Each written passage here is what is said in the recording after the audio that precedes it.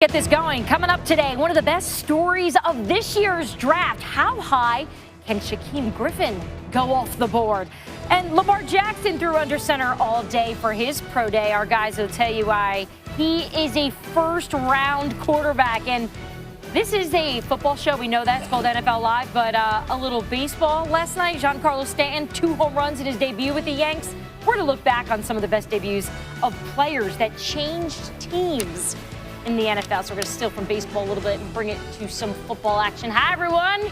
Happy Friday. Welcome to NFL Live. We got reporter Jeff Jonington in the house with us. We got Darren Woodson, Andrew Hawkins all on the desk.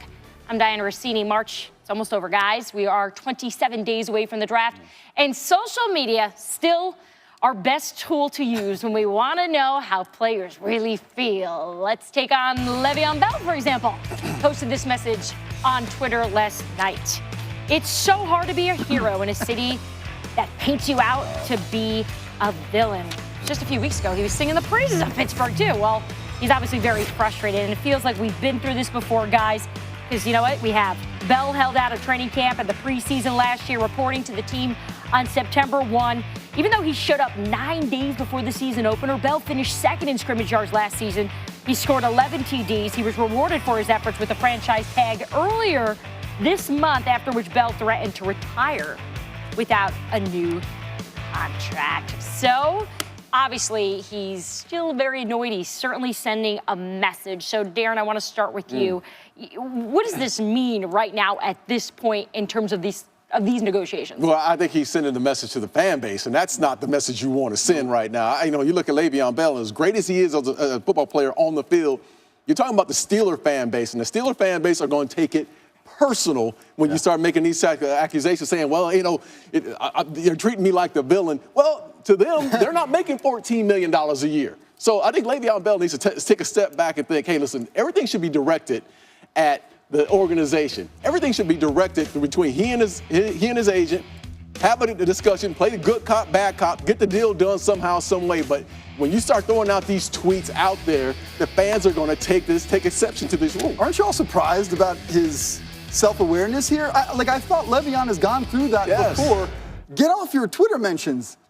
Everybody doesn't feel this way. He's probably reading some comments on Twitter, not feeling the love. We're talking about the public perception is never going to side with the guy griping about making millions. And you guys know this better than I do. I didn't make millions. Well, maybe it's a tactic. I think Le'Veon is smarter than we think he is, because when he tweets out things like this, what it does is it creates the storylines that we talk about here on NFL Live, and it continues that conversation and awareness that, hey, I don't have a deal yet. I am a franchise-changing running back. I only have one shot at this. Let me stir up some things to make sure people understand I still need to be addressed. People aren't going to understand. That's the problem. The people, and you said it earlier. I saw you on SportsCenter say it earlier. People in the city of Pittsburgh are not going to understand. You're handing the leverage, by the way, to the team, because if all of a sudden the fan base turns, then Kevin Colbert, the GM, can say, hey, man, you're making the fans mad, too. Trust me, I get it. I'm from Western Pennsylvania, so I understand that. But the good thing about this is the fans aren't the ones sending the contract to Le'Veon. That's right. My agent used to tell me when I was a player, the squeaky wheel gets the oil. This is Le'Veon squeaking his wheel so that it gets a little bit of attention. Business comes first. What about the word hero? What do you make of that? Him calling himself a hero of the city? He's a confident guy. Hey, look. Not all heroes wear capes, you know? I'll say this. He's my favorite player to watch. Yeah, hands down. Le'Veon Bell is a superstar. Can do a little bit of everything. Versatile, run the ball between the tackles. He can do everything you want as a football player. As a hero, he's a hero to a lot of kids that are sitting here watching the game of football, because that's what he brings to the table. But in the city right now, he needs to take a step back and say, stay away from the fan base, go right back to business like you were saying. Well, I think the business is a part of that. So as an NFL player, there's always 2 things you want. You want a big contract, and you want a Super Bowl ring. The big contract comes first. So I think what he's trying to say is, I can't be the hero that brings the championship here until we handle business first. And I think that's what he means by he wants to be a hero, but he has to be the villain first. Sounds like a country song. Like Killmonger from the Black Panther. That's what he is. Is that what it is? Do you think the Steelers are going to give in here? Is this going to work? Is this going to work? Not this tweet. The tweet won't work. I don't know how the entire process plays out. That's a loaded question. Yeah, that is a loaded question. Well, I think it works in the end. Yeah? I'll put myself out there. All right, put yourself out there. All right, Bell set to make $14.56 million on the franchise tag in 2018. Hero.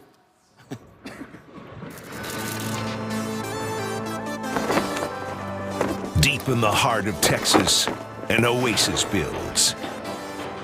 In the open fields, under the highest pressure. Refining, rising, evolving. I knew I had something special. Developing, surfacing.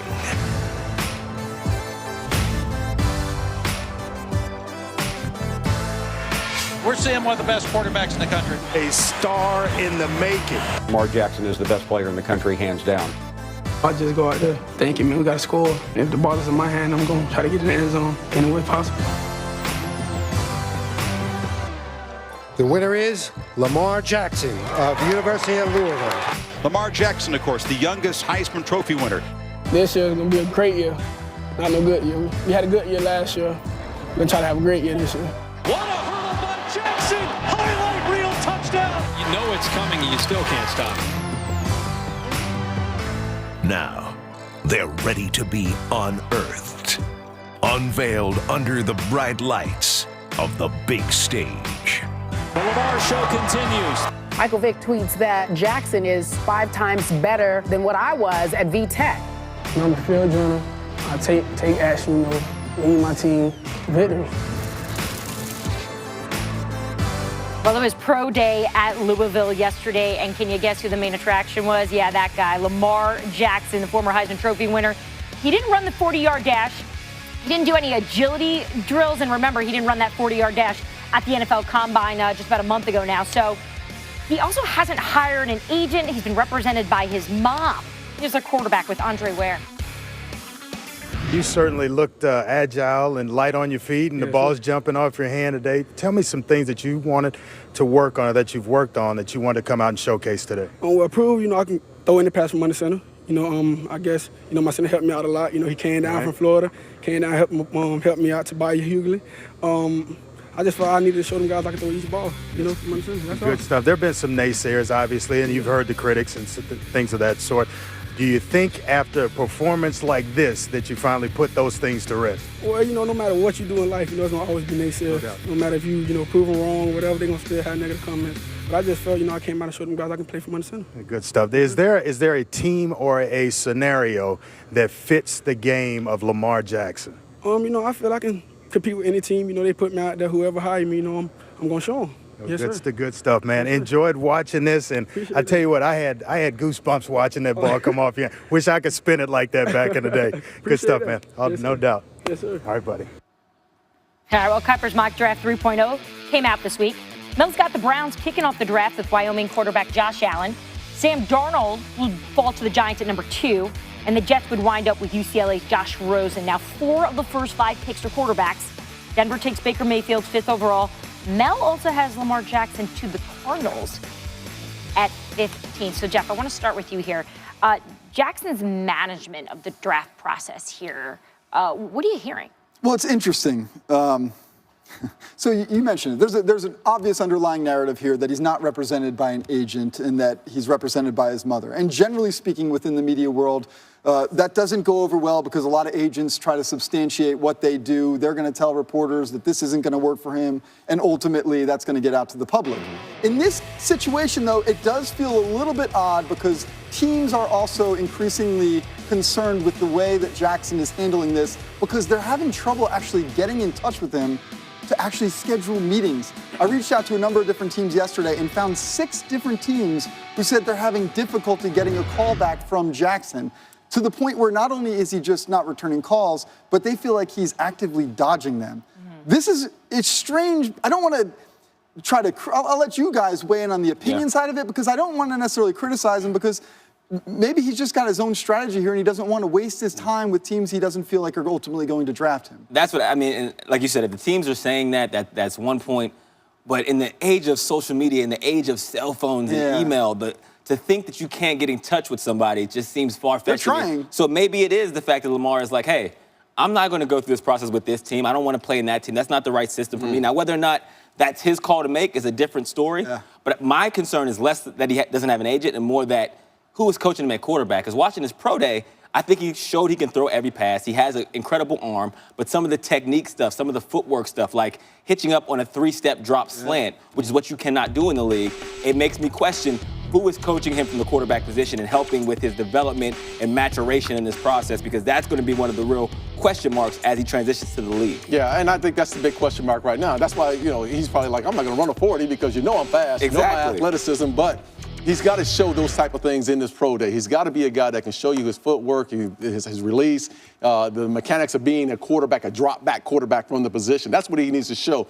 But I agree with you. As far as the process is concerned, I think if that's out there that he's not meeting or willing to meet with some of these coaches and these teams as far as an interview process, that's huge. Because teams at that position, teams want to see you face to face, and they want to ask you certain questions that you're going to have to answer these questions because you play a position which is mentally is going to be a challenging position. So I think it's huge that he's not willing to go out there and have these interviews. You're also neglecting a possibility here. And if we think back to someone like Tim Tebow, and I know people might roll their eyes at the whole Tim Tebow notion, but a guy like Lamar Jackson or Tim Tebow was trying to improve their stock to the point where they're not thought of as being a top 10 pick. So they just got to keep creeping up there.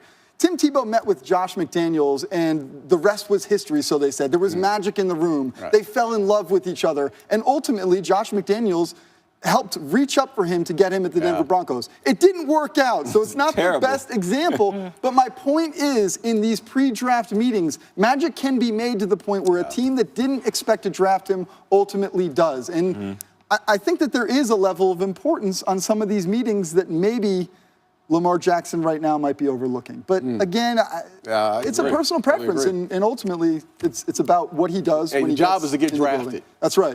Whatever it takes, get drafted. And then figure it out. Get drafted at what position, though? You mentioned some of his technique looked off a little bit during his pro day. He's trying to prove that he can be a quarterback. How can he sort of change the minds here that he's the guy, that he's ready to do this? I don't think he has to change the mind. I think his college tape has shown everyone, I'm a quarterback. That's not a conversation you can have maybe until, let's say he gets drafted and 4 years down the line it doesn't work out and he's a backup and he has to make the determination, do I want to be a backup making $7 million a year, or do I want to be a $13 million a year receiver, kind of like the Terrell Pryor situation? But as it stands right now, he said he's a quarterback. He has played quarterback his whole life and no other positions. Yes, he is athletic, but that is not a detriment. That is an asset in professional sports. I wouldn't run the 40 either because, spoiler alert, he's really, really fast. The question is, hey, can you play under center?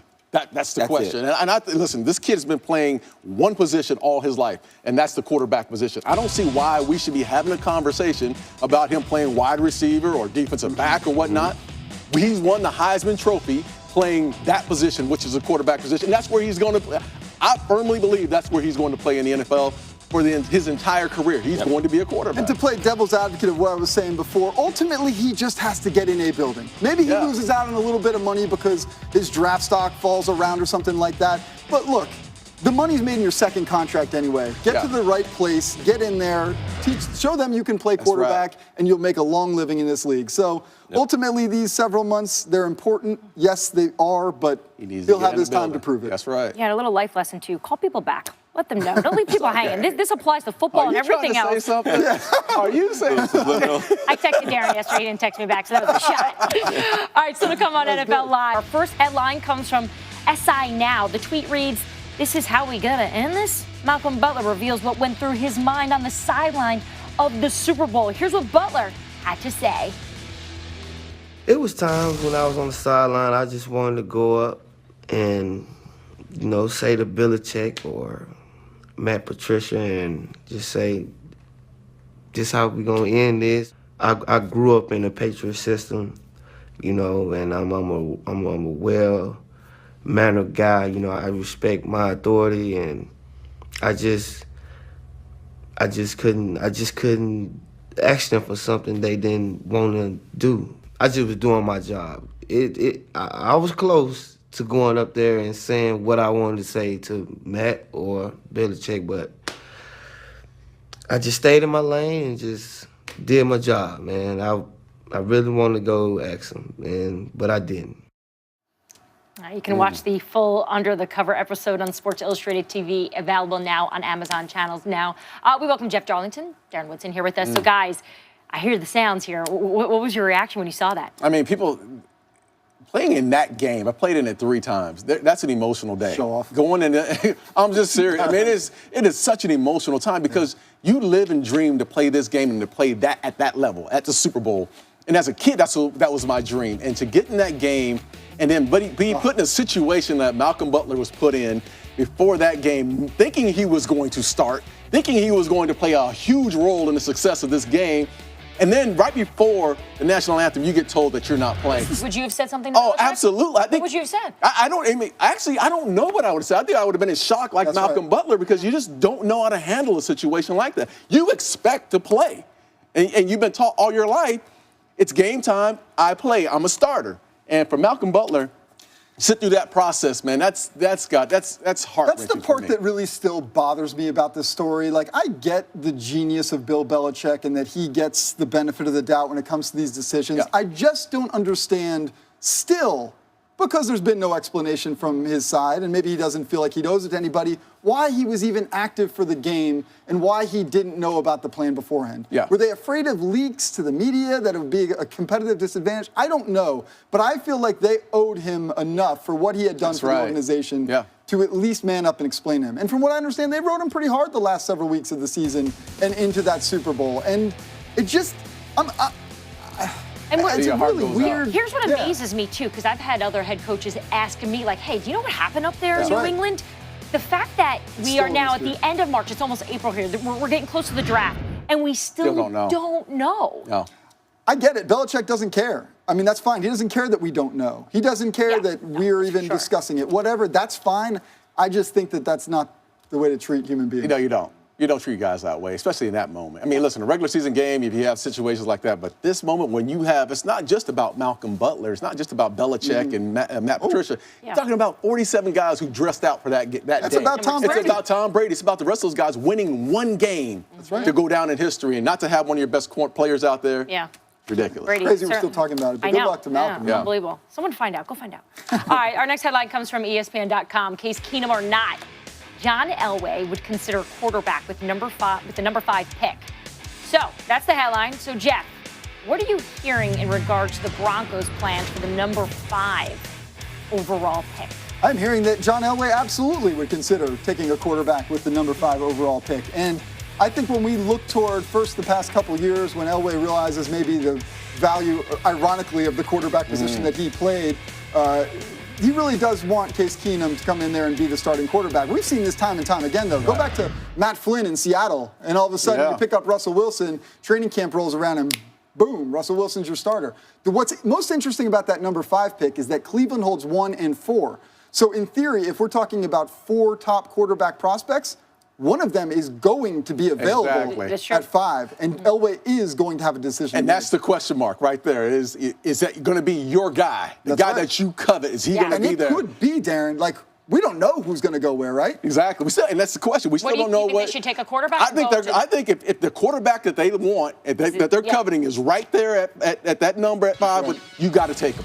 You have to take him because now you have to build upon that and move this team and this franchise to the next level. If you don't, and you go, then you're believing in Case Keenum as your number 1 guy, and I think he's just a stopgap guy. So if you don't go for the quarterback, you got to go with a position player. You got to go with Chubb. You got to go with a pass rusher. Barkley or Chubb, maybe. If other quarterbacks go. I know this was so hard about all this because it's like you just don't know what 5's a great spot. It is. They're sitting well. Yeah. All right. Our final headline comes from The State. Here's what it reads: Gamecock great Jadeveon Clowney optimistic on contract extension with the Houston Texans. So, Jeff, what's the latest in extension talks between the Texans and Clowney now? Well, Brian Gaine, the new general manager, came in, did a lot of evaluations, does like what he sees in Jadeveon Clowney and what he has been able to accomplish. I think 2 of the things that the Texans were originally concerned about, injury considerations, he was dealing with some of those. His play was a little bit erratic early on. Both those things have been alleviated. Clowney playing great ball, to the fact where I do anticipate the 2 sides will get a deal done. They've begun negotiations. They're not there yet. But, Darren, the interesting part to me is, like, you got, like, Khalil Mack and Aaron Donald on the side. If I'm Aaron Donald, I'm saying, okay. They're watching. Everyone's watching now. Yeah. Everyone's watching. I look at this situation. You don't know where J.J. Watt is health-wise. Yeah. Merciless went down last year. He was banged up. And you have Clowney, who's played the last 2 years. He's been pretty healthy. That was been the big question mark on Clowney is, can he stay healthy? I think he's proven that, and he's a game changer. He's become that guy on the edge that can change the game at any point. You have to, if you're the Houston Texans, you have to put yourself somewhere. Because I don't think J.J. Watt is a guy right now that you can absolutely lean on and say he's going to play a full season. That back injury still scares me. Yes. J.J. Yeah. Man, like, it bums me out that we didn't get to see Merciless Watt and Clowney on the field Yeah. together. If we can Yeah. see that this season, man, that'd be All fun. right, quick answer. Donald and Sue or Clowney and Watt? Donald and Donald Sue. Sue. Donald and Yeah? Donald and Sue, yeah. Hey, Donald listen, and- Aaron Donald is, and I get it. I think we're talking about J.J. Watt. He's a little banged up, so the question marks are still there. Right. Yeah. But Aaron Donald, over the last 3-4 years, has been as dominant a You know football what? player as there is. Give me either one. Give me No, any of the four. I'm taking the inside, too. Yeah? All right, good. Very definitive today. Like, who looks, I don't know, I guess unfazed about all the trade talks.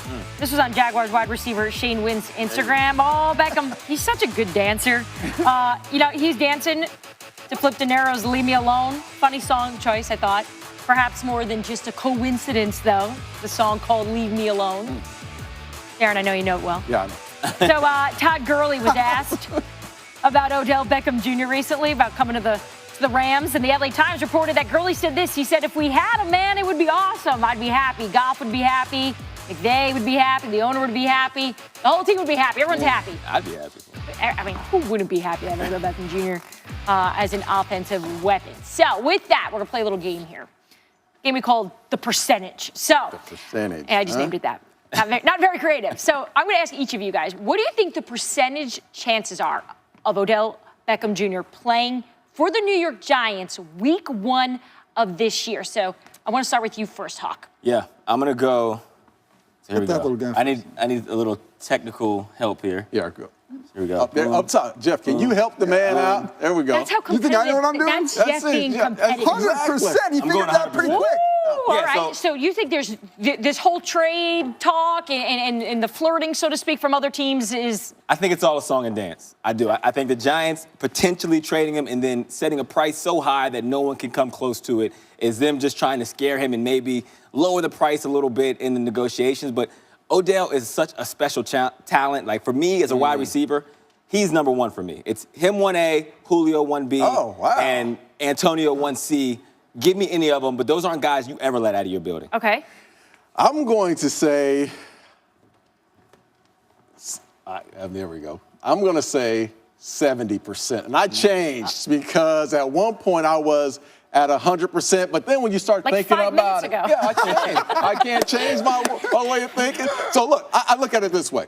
70% chance that he's there, but the 30% chance is a team like the San Francisco 49ers. Ooh, that's a high percentage, man. Who have the options and who have the resources to make something happen. When we look at the San Francisco 49ers, you're talking about John Lynch, Kyle Shanahan, who coached Julio Jones and is looking for a number 1 presence, and you got Jimmy G. If you want to make a big splash right now, I would say the San Francisco 49ers are a team with the resources to do so, but outside of that, I'd say the New York Giants. I'll say 60% here. And I think I agree with some of your sentiment there, but I don't think there's a team out there that's going to give up 2 first-round picks for him.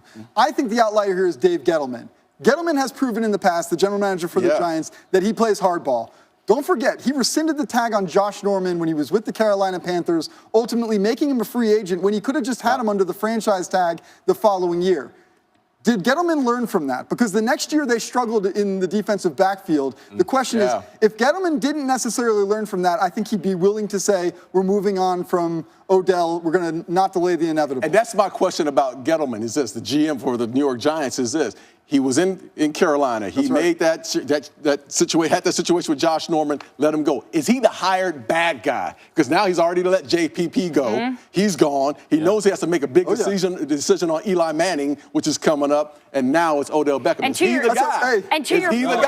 And Andrew had a good point, though, too, when we were talking earlier about this, that's a big strike in New York. That's in New York. He's open to the same New York media as the players. Is he ready to deal Odell Beckham and have that tagline on his name forever that he got rid of one of the best wide receiver I think that's why ownership brought him in, because he's a guy that can probably handle it. It might have gotten him fired in Charlotte, though. That's right. It may have. Well, ownership in just July of last year was saying, we're keeping him, we're paying him, he's worth it. So obviously the tune has changed there, and maybe it's not going to be two first-round picks, so that price is going to have to come down. Yeah, for sure. All right, so that's Odell's situation. Now we got to talk Le'Veon Bell, guys. So what are the percentage chances of Le'Veon Bell playing for the Pittsburgh Steelers come week 1 of this season? This is a little different for me, only because Le'Veon Bell has already proven he's the kind of guy who has the gall not to show up. So I'm going to go 50-50 here with Le'Veon for week 1. I don't think a holdout would last much longer than that, but I think he is adamant on getting this deal done. He understands the time he is in his career as a 26-year-old running back. This is his only chance. He has to strike now, because on the other side of 28-29, he just doesn't have the same earning potential. I'm actually, you want to go first? No, go ahead. I'm going to agree. I'm going to say 50% too. And I'm saying that because, first of all, let's get this fact out there. If he could hold out for 10 weeks, come back in week 11, and still get an accrued season to be able to hit free agency next year. The only reason he would do that, though, would be to preserve his health, because it is a tough position. You could wind up getting hurt there. But you're giving up a lot of money, almost $1 million a week if you do that. Are you going to make that up with your new contract? Ultimately, I personally think this is not going to come down to emotion, but math and injury risk. And that's why I say 50-50 chance. If he's there for week 1, I think that it's because if he's not there for week 1, I don't think he's there till week 11, personally. I'm going to say 75%. And I'm saying it simply because of one thing. You like that? I like that. I messed that one up. Anyway, $26 million in the 2 years. That's what we're talking about. If we talk about Le'Veon Bell, he's franchised last year, 12, 14 this year, $26 million a take.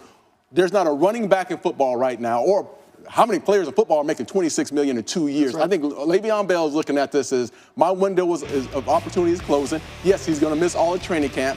He will be there during the season, and they'll work out a deal for next year. I think he comes back this season as a Pittsburgh Steelers. Wouldn't it have served the Steelers better to, instead of paying him $26 million over the last 2 years, just get the deal done 2 years ago with $35 million guaranteed, and we wouldn't have this problem. Hey, you know, we could talk about there, and we'll maybe get this a little bit later, but that's Kirk Cousins. That's what happened with Cousins. They didn't get the deal done soon enough. Yeah. Well, maybe Le'Veon will go back to putting Steelers in his Twitter handle, because he changed it. Remember, he took it out. Everyone freaked out.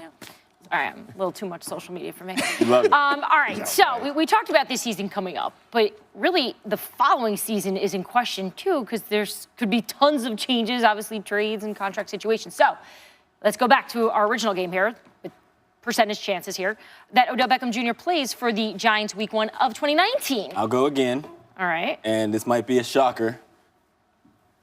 100% he is going to be a Giant. Wow. In 2019. All right, why? How? He's How does this work? just too good. Like, he was one of maybe 4 players with, the Tom Brady's, the Aaron Rodgers, the Gronks, the Julios, that I would get out of my seat on the opposing team to watch him up close in person, because his talent is that rare that I had to see it up front and right in front of my face, man. He is so special.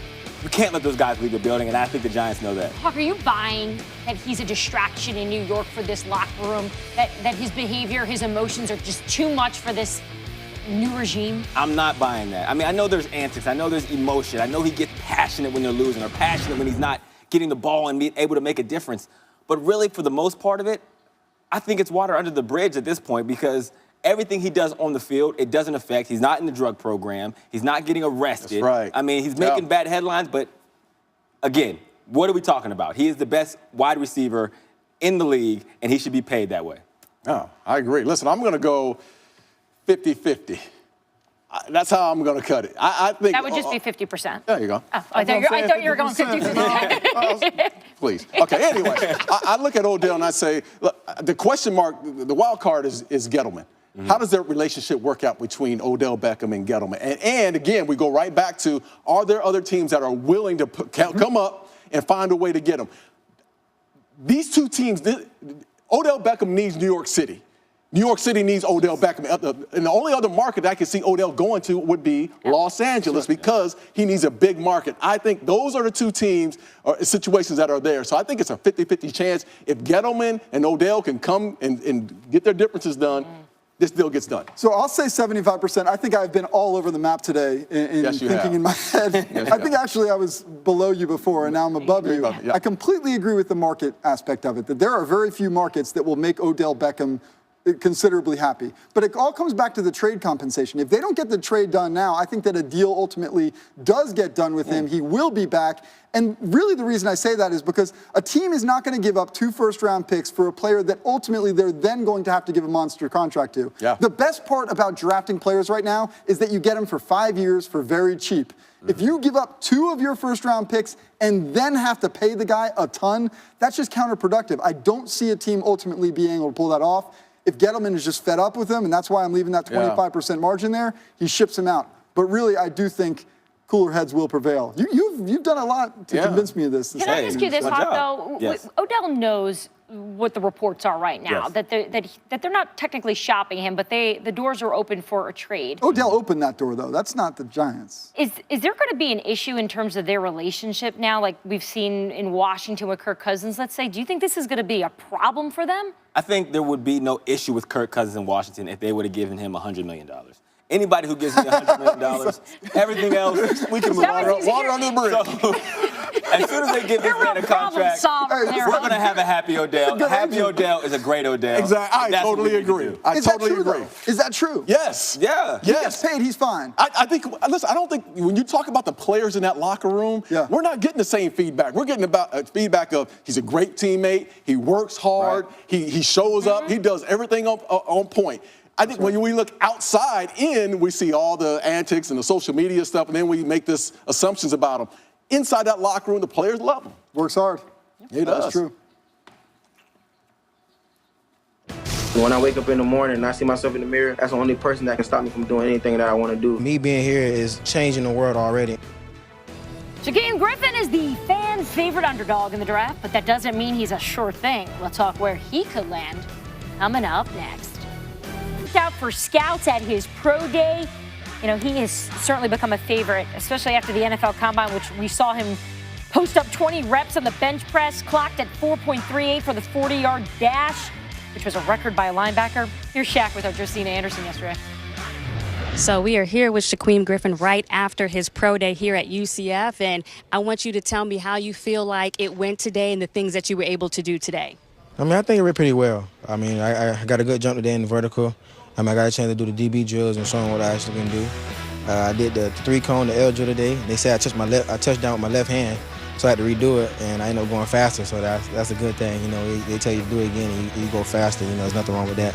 They did say I touched with my left hand. I mean, I thought that was kind of funny, but other than that, I mean, overall, I showed them that, you know, I can backpedal, I can get the brakes good. I showed good hips today. You know, a lot of scouts said I had a wonderful day today, and, you know, I can take away with that. So your brother, Shaquille Griffin, is here, who's the cornerback from the Seahawks. I know he trained you down in Miami. So how did he say you did as far as what he was looking forward to? He definitely taking all the credit right now. I mean, literally when the coach was giving me credit today, and he'll come around, he's like, you know, I coached him up. You know, I definitely got him right. So, you know, he definitely taking all the credit. You know, all the credit goes to him. So he put a lot of time in me to make sure that I was, you know, not making mistakes and making sure that I was getting out of brakes good and, you know, taking false steps up my brakes. You know, he put a lot of work in with me, so that's pretty good. All right, so you met with the Titans last Sunday, and then last night you were able to meet with the defensive coordinator, the Saints. So tell us about those meetings, starting with the Saints first.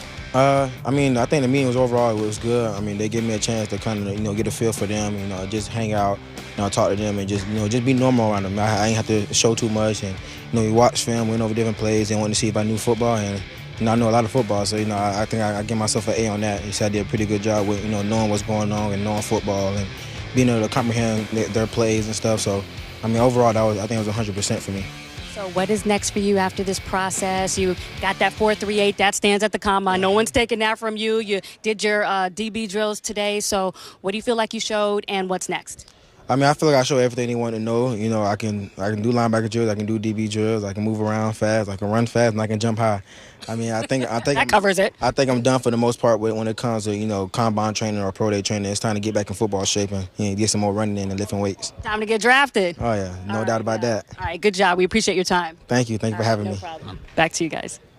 He's certainly saying and doing all the right things, it seems, at this point. But the big question is going to be, where is he going to fall in the draft? But before we go there, in terms of what you saw there in the video from his pro day, what'd you think? He really is an elite talent. I mean, from the hips to the way he changed directions and his agility, his speed, acceleration. For a linebacker to be able to move like that, any team in the league would be blessed to have them a part of their team. Now, that being said, there's going to be limitations, so that might hinder how high he gets drafted, but I think he is a guy who's going to develop into an elite special teamer and a specialized guy on third down, which is not a knock. I'm a slot receiver. My specialty was third down and exclusively coming out of the slot, so I know the kind of impact he can have for a football team. Yeah, listen, I love his story. Yeah. I mean, his story is just, it's unbelievable. Yeah. You know, how he's come up through the system and been one of the best players in the country in the college football world. Listen, the question is going to be, he's going to be a tweener. Not sure if he's going to be a linebacker, which I went through, a linebacker to the safety position. And that's why we saw the drills here. We saw all the defensive back drills. And you're right. The quickness was there. The hip turn was all there. He has the athleticism. And we saw him on film as far as recognizing plays and able to get to the line of scrimmage and make big plays with his ability. I think this kid's going to be maybe not a first day. He's not going to be a first-round pick, but I think he's going to be a second, third round. And whatever team gets him, he's going to be a joy to be with. You know what? Because he just brings so much love to the game. There is no question that he is an inspiration to many people. Like, I have a friend whose daughter was born without fingers, and he's already asking me how he can get in touch with this guy, because this man is such an inspiration already to many out there. Yeah. But let's put that aside for a second, because I think that sometimes maybe the general public says we're taking it easy on him because of his limitations. Around the league, they love this guy. Yeah. They love the way he acts. They love the way he talks. They love his leadership. They love his ability. They love the fact that on this pro day, he didn't go out there and just do linebacker drills like he did at the combine, but came out and did secondary drills to prove that he has the versatility to be a coverage linebacker. Yeah. So I think that ultimately, yes, a team that will raise his stock. I think that ultimately a team will look at his leadership and his ability to change a locker room and show that he can bring that kind of culture to an organization. So I don't know where he ends up. He is limited, physically speaking, for sure. That's something to take into consideration. Yeah. But I almost think that some of these leadership abilities are actually going to go ahead and compensate. Yeah, and I agree. Listen, there's some. This is no comparison, but I played with a cast before on my hand, actually all the way around the hand altogether. And I was limited as far as doing something, but there's things he does them just like with you know, easy. He's easy with it. This is like, this guy is going to be a player in the NFL. I can't wait till he gets his first interception. Absolutely. I cannot wait to see him get his first interception. Well, he said, I got the entire nation behind me right now, and I think that is certainly some truth right there. Now, our Jenna Lane, who also reported that he's going to be participating in the draft, said, or tweeted this photo out from the pro day yesterday saying Griffin meets with two young fans who both have 3D printed arms and patients at UCS Limitless Solutions. Griffin told them he wanted to go grab ice cream, donuts, and strawberry sodas now that his workout was finished. That's good stuff. Certainly inspiring everyone at this point. Now, of course, you can see Griffin at the NFL Draft, which is on ESPN for the 39th straight year. We will be live from Arlington, Texas, April 26th through 28th. Trey Wingo alongside Mel Kiper Jr., Lewis Riddick, and Herb Street Herbie joining the team for the first time for draft night. And there could be plenty of surprises with this stellar class, too. Nobody covers the draft like we do. Headlines. It was 3 days ago that came out, and we are still talking about it because everyone really has varied opinions on this. So we want to dive into it a little bit here. Of course, we have former players here about both the offensive side and the defensive side, and someone who's covered this league for years and years and years. So let's start on the defensive side of the ball, Darren. You hear this rule change. What was your first reaction?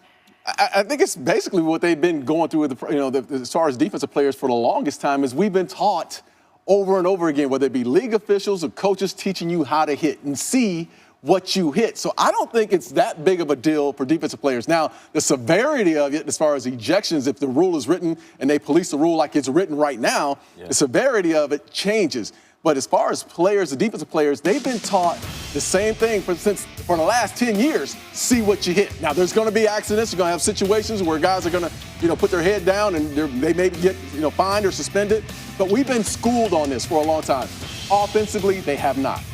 And that's going to be the big change. Is now you got wide receivers, you have pulling guards who are going to be pulling around, running backs who are going to put their heads down, which there was a rule in place. Yeah. for a long time, Yeah, but they never enforced that. Yeah, back in rule. 2013. But if they're going to enforce those rules, the offensive side of the ball is going to really feel this change, and they're going to feel it in their pocketbook first. Well, talk to us about that. I think he's right, because now it puts the onus on the offense as well as a wide receiver, who I would always brace myself when that hit from Troy Polamalu was coming with my head down. Yeah. Now that's going to be a 15-yard penalty. So one thing they'll have to figure out is the frequency of the ejections and also some of the interpretations of how the rule was going to be enforced. But I'm not as against it as I've heard a lot of other players talk about, because I think it does make the game safer. And yes, there's going to be a period where we all have to adjust. But I think if they looked at the big hits from this season, the Devontae Adams, the Ryan Shazier hit, the Brandon Cooks in the Super Bowl, a lot of those were because of players were hitting with the crown of their helmet and leading with their helmet first. So I equate it back to when they told us to take the knee pads off in 2012, I believe. All the receivers were like, no, we're going to be so weighed down by these knee and thigh pads. Yeah. But after a season, it was no big deal, and I think this is how it's going to go. Well, what's especially interesting, too, is the fact that at the owners' meetings, they didn't necessarily anticipate, the competition committee, that this would be imposed as a rule by the end of this week. Instead, they were thinking maybe this becomes a point of emphasis. Usually, you kind of do this stretch, a period where you kind of test things out before you vote them into play. But after the NFL produced the studies that they have and showed sort of where these hits are coming from, they decided, hey, let's just make this a rule. Now, one thing I would encourage fans to do is hold a little bit of patience back, because on the surface, this rule obviously changes everything. Yeah, absolutely. We do need to see how it's written, because right now it's basically just a one-sentence rule. Right. There's no manifestation in terms of, we don't know what's going to require an ejection. We don't know if it's literally every single time. What happens if a quarterback does a sneak where, he puts his head down just to get that half a yard? Is that a 15-yard penalty too? Yes. So there's going to have to be some elaboration on these rules. They understand that. The competition committee has said, we get it. But the fact that they went forward and did make this a rule in the first place is definitely a very, very big move. I had an older GM say to me, he goes, you probably don't remember this, but years ago when they made a seatbelt law, or they put it into law, people were freaking out. And now you think of it, and it's crazy to think that we would drive without a seatbelt. My question is this, the officials. The officials we still don't know what a catch is. That's right. We still haven't figured that one out yet. Now you're going to throw something else on the plate, another judgment call on the plate for the official, and that's the scary part. Well, the scary part is the gray area here. The fact if you police this, you got to call it on everybody, not just the quarterbacks in the backfield. Quarterbacks, and I saw Matthew Stafford run over a few people. They got a lot of work to do, man. Yep. All right, guys, still to come here on NFL Live is quarterback Johnny Manziel. All that lies ahead. All that lies ahead.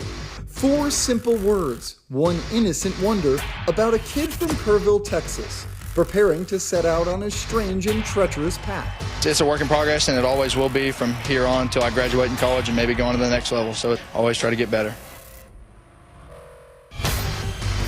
He's one of those kids that when he got to college, I don't think he expected to sit very long. He thinks he's the best player on the field every time he steps out there, and that's what you want in that position. Touchdown, Texas A&M! To digest what Manziel is now chasing, we must remember where he started. And that tale, perhaps to most of us, began at Texas A&M. They just did it! Lightning in a bottle in Tuscaloosa! Johnny football. Do you love it? Is it corny? I think it's funny. I find it humorous. But it does seem to fit. It does fit. Johnny Manziel. Been playing football my whole life. Boom. There it is. There's the match. What was interesting in retrospect is that he and I had a conversation when we got done. They don't know you. They just know you play football. And I just said, look, you don't know me from Adam, but I've been in the media for a while. Your life is about to become insane, like a rocket ship. And so you got to think about where you go. You got to think about if you're out in a bar, don't be holding a drink. You just have to think about all these things. And he yepped me to death. The 2012 winner of the Heisman Memorial Trophy is Johnny Manziel. Winning the Heisman cemented his icon status. He was no longer Johnny Manziel. He was Johnny Football, a football legend, no last name needed.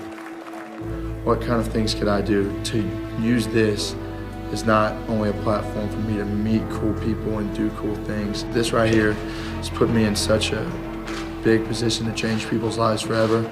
The life it would change, at least to this point, was his own. It's just been pure chaos.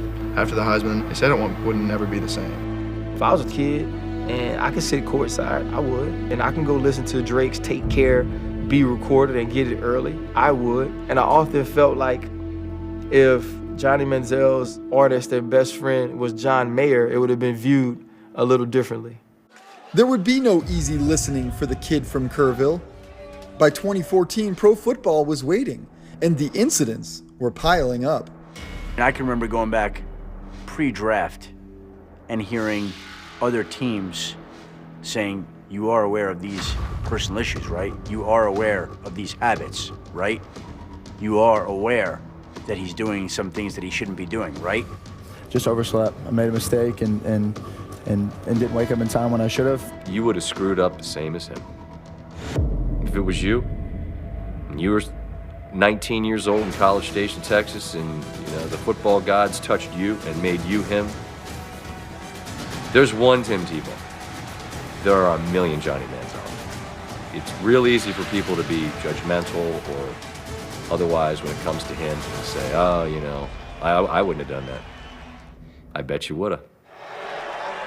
Drafted 22nd overall by the Browns, the enormity of the NFL did nothing to humble him. If anything, from his infamous swan ride shortly after the draft to flashing the bird toward the Redskins sideline in a preseason game, the NFL stage seemed to embolden him. I had a sense of entitlement about what I had accomplished at the age that I had accomplished it. I got so ingrained only caring about what Johnny wanted. Even when I thought I was doing what I wanted, I was miserable. His lifestyle caught up with him as he struggled to succeed on the field. There, Manziel would learn perhaps the first of many cold lessons about the NFL. It isn't easy, and it isn't. Off-field, he appeared in a Dallas courtroom charged, then dismissed with domestic abuse. At the end of the day, you're left staring at the ceiling by yourself, and you're back in that depression and back in that dark hole of sitting in a room by yourself, being super depressed, thinking about all the mistakes you've made in your life. What did that get me? Where did that get me except out of the NFL? All that lies ahead. Once an innocent wonder, now a skeptical consideration. The halfway point between Kerrville, Texas and College Station is Austin, where a spring football league represents another chance. At only 25 years old, the question lingers.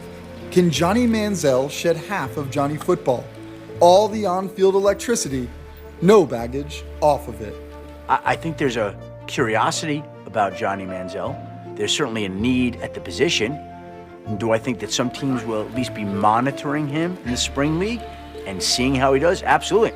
I'm not just trying to, pull a fast one to try and get back in the NFL. I feel like I've genuinely got a right team around me and the right people around me and a wife that cares about me and loves me enough to save me from myself. I hope he gets a chance for him, because I think the most difficult thing I would imagine to live with if you were that person is to think that you ruined your chances because you ruined them. That was our Jeff Darlington reporting there. Certainly a lot of chapters to just a really young life still, Johnny Manziel. I want to start with you, Andrew. You played with Johnny Manziel for 2 seasons. Back in that 2015 season, there were a lot of quarterbacks on that roster. Yeah. Who was the best quarterback on that Cleveland Browns team? Yeah, I think Johnny was the most talented quarterback. And Josh McCown would even tell you that Johnny possessed some of the abilities that were extremely special that not a lot of quarterbacks have. I mean, his feel for the game, some of the throws he would make. He was one of those talents that if he had the right makeup as far as how he went about being a professional at that time, right? And without some of the personal issues, whether that's his off-the-field concerns or his mental disability, I think he would have been a top-tier quarterback and a guy that we would still be talking about how great he is now. But without that, he's in the position he is now, and he's not a guy that's in the league. Yeah, it's obviously no secret, especially here on this set, that Josh McCown as a person is one of the best in the league. But he has a job right now with the New York Jets. It's a $10 million deal for 1 year, and you look at the difference between him and Johnny. But from your eyes and from your experience of playing, you would say that Johnny Manziel was the better quarterback. Yeah, no, for sure. And I'm telling you, Josh would say the same thing. And, Josh has been honestly incredible in this road back for Johnny because they are good friends. They talk frequently. And even when things were as bad as they could be, Josh was always a guy, as he was for a lot of guys, that Johnny could always call and depend on. Yeah. So it's not far-fetched to say that Josh would also say that Johnny Manziel has the makeup to be an NFL quarterback, and he is very, really talented. One of the things I think that is important to point out, because I'm sure there's eye rolling whenever we talk about Johnny Manziel making the comeback. I see it on Twitter a lot, even in the wake of this piece. And there is a healthy amount of skepticism that is allowed. I mean, it should be. There should be. And NFL teams, by the way, also have that same feeling. So this is not like we're trying to say that Johnny Manziel is back, that he's going to be on an NFL roster soon. He has a lot of work to do. And what teams that I've talked to want to see is sustained reliability and accountability. Personally, I think that's ultimately going to mean he's going to have to go to the CFL to get there. This spring league, by the way, maybe you don't know what it is. It's a spring developmental league. It's like a 2-week program. It's an opportunity for him to show some teams that he maybe still has it physically, but mentally it's going to take longer to prove to NFL teams that he has it. That's why I think they're going to want to see him go prove it. But hey, it only takes one. Remember, it's a league that you have to pay to play too, as well. This isn't just he's going out there getting paid to do this. He's paying to play in the league. Darren, and he's had a chance. I mean, that's the thing. I mean, people look at this and they say, well, Johnny Manziel was on top of the world and he had the privilege to play in the NFL. And he didn't take advantage of that privilege that he had. Now, listen, I think the best comment we talked about is McCown. The professionalism of Josh McCown on how he approached each and every day. If Johnny Manziel can prove that he's a professional, just a professional, that he'll get up in the morning, he'll do the right thing, he'll stay off the streets, he'll do whatever. At some point, someone's going to give him a chance because, like you said, the talent is there. And teams are based on acquiring as much talent as they possibly can. And it's the most forgiving league in the world. When you can play, they will forgive you. I hope it's real, and I hope this is sustained. And I think one way you got to look at this, and this is a guy who's played in the locker room with him, is, you know, we looked at and we talk about him like he's fallen from grace. And from a football standpoint, that is true. But in his personal life, he's as best as he's ever been. So it's a different way to look at it that, yes, he's not in the NFL, he's not a starting quarterback, but in his personal life and who he is as a person, he's on top of the world in that regard. All right, still to come, guys, here on NFL Live. Giancarlo Stanton crushed his Yankee debut yesterday. 2 homers. Well, we're going to talk about the best NFL new team debuts. Ready to play action fake. Back to throw. Has time. Airs it out. Downfield. Randy Moss is there. And he has it. His first at bat with the New York Yankees. That ball is gone. See ya. What a beginning for Stanton. 3-2. Deep center. There it goes. See ya. A monster blast by Stanton. His second of the game. What a debut. All right, back here on NFL Live. What a debut it was for Stanton in New York. You think Derek Jeter's down in Miami going, maybe we should have kept him down here? Maybe not. Well, we, of course, know this is a football show. So we're going to talk about NFL debuts after changing teams. Who came out on fire? Well, in 2013, Anquan Bolden did. 13 receptions, 208 yards, a touchdown in a 34-28 win against the Packers. Had seasons this year. 2004, Terrell Owens went from the Cowboys to the Eagles, right? So in his debut against the Giants, 8 receptions, 68 yards, 3 touchdowns. It was a 31-17 win against New York. Man, they get no better than that. Hall of Famer. Yeah, absolutely. Speaking of Hall of Famer, Randy Moss, 2005 Moss. He went from the Vikings to the Raiders. His debut, I'd say, is pretty good. 5 receptions, 130 yards, and a touchdown against the Patriots. Then, remember, in 2007, he went to the Pats. Well, he had 9 receptions in this game, 183 yards, and a touchdown against the New York Jets. What better team to make? I've had to chase that guy. How'd that go? Like he just scored a touchdown. So easy. 2002, huh? Ricky Williams. Ricky. Right? Traded from the Saints. Went to Miami. His debut. 111 rushing yards, 20 rushes, 2 touchdowns against the Detroit Lions. After that, Dave Wannstedt said, we're going to give him 40 carries per game. Ran him into the ground. How about Neith Jomata? Traded to the Chiefs from the Niners. In his debut, fire, 14 of 21, 246 yards, 3 touchdowns, 0 interceptions. They blew him out, 27-3 against the Tampa Bay Buccaneers. All right, let's go all the way back to the 80s. Jeff, you can speak to this. 1989. Just kidding. Herschel Walker, traded to the Vikings from the Cowboys. 18 rushing yards, 148 yards, 18 rushes. course, this is week 6 against the Packers. Grown man. Back when I was 8 years old. Oh, look, it ran out of his shoe. You see that? All right, so you saw some of the top plays here. Darren, let's start with you here. What's the top one for you? It's going Kirk Cousins. I mean, we're talking about the most anticipated free agent and probably in the history of football. We're talking about Kirk Cousins, and who bet on himself to get out there, man. Kirk Cousins is a guy that's the most anticipated start this year, playing for the Minnesota Vikings with the weapons that he has. Stephon Diggs, wide receiver. Adam Thielen, another wide receiver. Kyle Rudolph, Dalvin Cook. He's going to be surrounded by talent.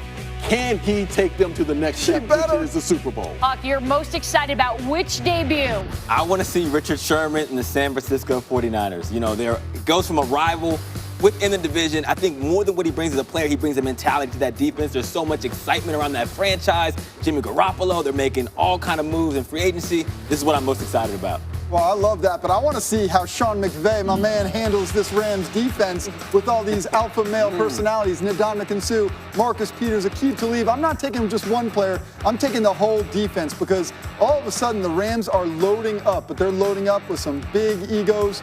How's that locker room going today? That's what I'm saying, man. Peter, saying that. Oh, there's I love the idea of the debut, but I want to see. You're saying it in a how's that going to work? Yeah, it's got to work. Yeah. It's got to, hey, listen, it's got to be some synergies. A guy that played for the Cowboys in the 90s is saying that.